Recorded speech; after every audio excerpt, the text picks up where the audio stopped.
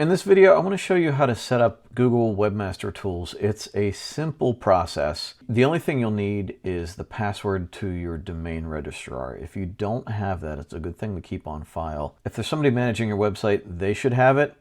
But if not, you want to make sure you have that on file, because if you lose access to it, you could run into some issues down the road.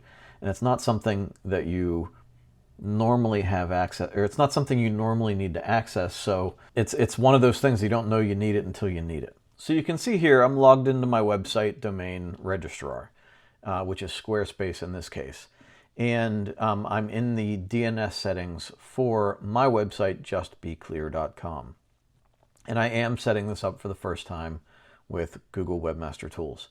So you can see here you have access to the DNS settings. You're going to need this for later. So now we're going to go back to the Google Search Console, which is Webmaster Tools. And so the link that you have on my page should have taken you directly here.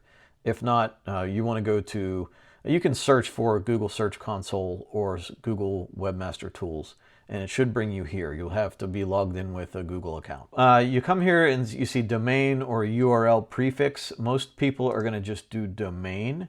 And so then you just type in your domain name, which is justbeclear.com, and you click continue. It's checking verification. Now, I haven't done this yet, so it's going to pop up with this screen. It's going to want me to put a text record in the DNS settings. So all I have to do is copy this string of words right here on my screen, and I'm going to put it into my DNS settings over here. So I'm going to add a record. The host is this @ symbol, the type is text, and then I paste in this right here, click save. Might look a little bit different on yours, but this is it's going to be similar no matter where you are. And that's it. So that's all I have to do. Now I go back to here and I click verify. It may take a minute. Ownership verified. Now they are sure that I am supposed to have access to this website. Now I go to the property, and that is the biggest step, is setting this up. Now Google knows it exists. It's going to start collecting data.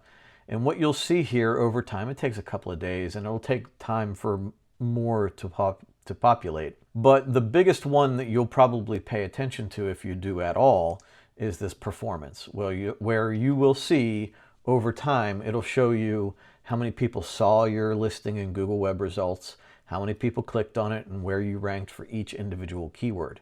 You'll start to see the queries down here that you rank for. And so you can develop a strategy to try to rank higher for certain words, or if words aren't showing up that you feel like you should be ranking for, you can start developing a strategy to build SEO for those words. Now, the second part of this that's very important is submitting your sitemap. It's a little bit more complicated sometimes if your sitemap isn't at the URL you expect it to be.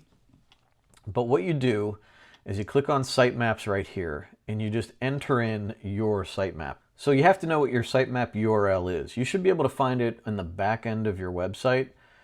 A lot of times it will just be something like justbeclear.com/sitemap.xml, and then you click submit. I don't have a website set up for this yet as I'm doing this, so it's not going to find one. But it might be just that, or you might have sitemaps below it. So then you want to submit each individual sitemap. So if you want to see if that is your sitemap or if there are other sitemaps below it, what you can do is type it in up top, which is what I did for my main website, which is fractalvpm.com. And you can see I have 4 sitemaps on my page. And so I submit each one of those individual sitemaps in here. Then Google brings those sitemaps in and knows all of the existing pages and information from my website, which helps them crawl it better and rank it appropriately on the search engine. And so that's really all you're going to do with this.